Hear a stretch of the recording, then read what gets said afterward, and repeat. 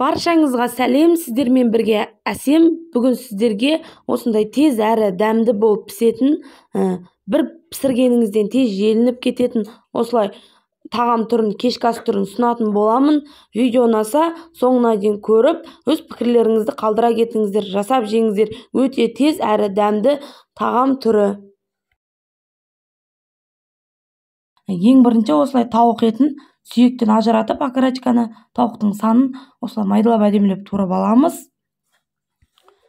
Видеода көріп тұрғандарыңыздай, және де картошканы да осылай ұзынша етіп, жуып тазалап ашып, осылай турап алатын боламыз. Және де осылай бізге пияз, чеснок, редька, сәбіз керек болады. Қандай заттар керек, қанша мөлшерде керек, видеоның астына описаниеге қалдыратын боламын.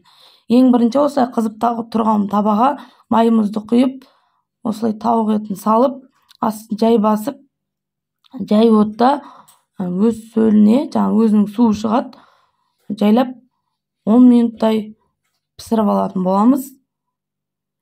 Тауық еті пісіп жатқан аралықта осылай керекті көкөністерімізді осылай ұзынша етіп турап алатын боламыз. Сәбіз, редька, пияз, чесногымызды. Және де менде осындай қатырылып қойған тәтті бұрыш бар еді, перец. Осыны да қостым. Және де видеода көріп тұрғандарыңыздай осылай жуып тазалап, осылай ұзынша етіп әдемілеп тазалап аласыздар. Және де енді осылай еттің үстіне чеснок, сәбіз, пияз, редькамызды, перецімізді салып, жақсылап араластырып, бір 5 минуттай қуырып алатын боламыз. Перецті де салып, бір араластырып алып, бір 5 минуттай жай отта қуырып алатын боламыз.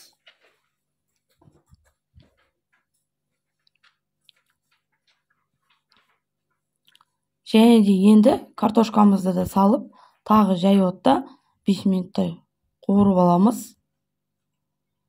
Жай отта пісіріңіздер. Асты қатып қалады, асты жабысып қалады. Қатты отта пісірсеңіздер, қуырсаңыздар.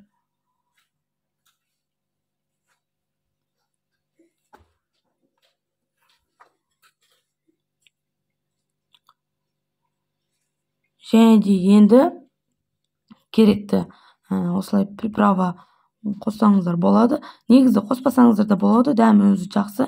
Және де керекті мөлшерде тұзымызды салып, осылай қайнаған суымызды құйып, бір қайнағаннан кейін астын басып, жарты сағат 40 минут пісіретін боламыз.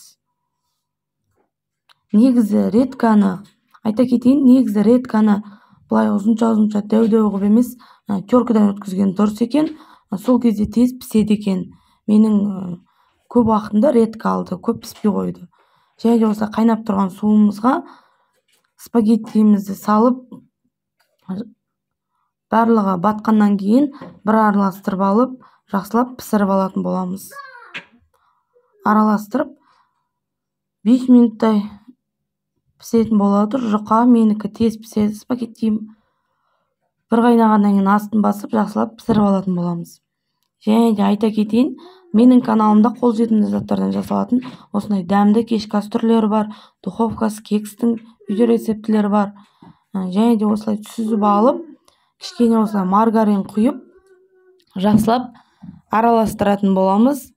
Міне видеода көріп тұрғандарыңыздай, осылай маргаринді жақсылап араластырдым мен спагеттиге.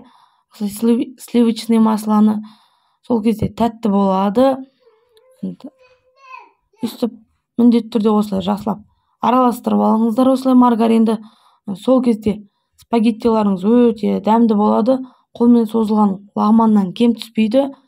Міне, тамағымыз дайын. Баршаңызға ас болсын.